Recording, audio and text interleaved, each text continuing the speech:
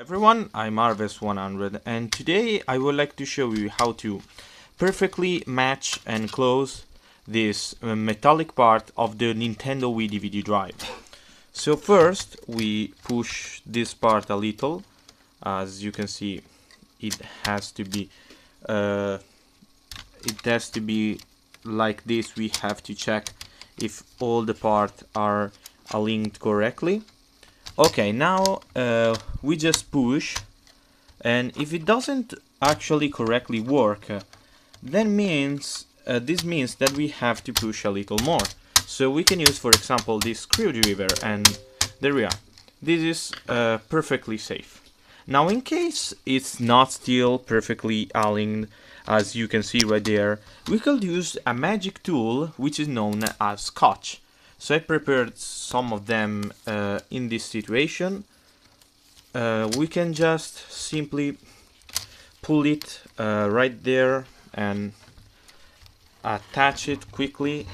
Okay, and as you can see, the ticking problem doesn't happen anymore.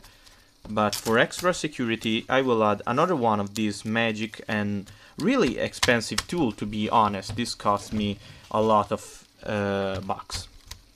Okay, now this is the last part. It's closing the Wii, which we can just simply put it right there, as you maybe are seeing, and push it.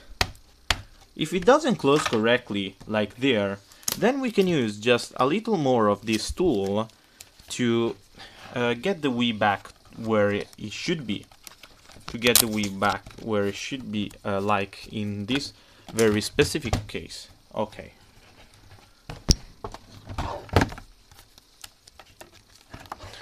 Okay.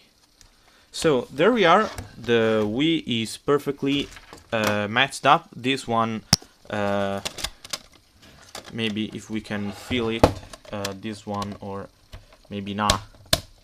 It doesn't feel.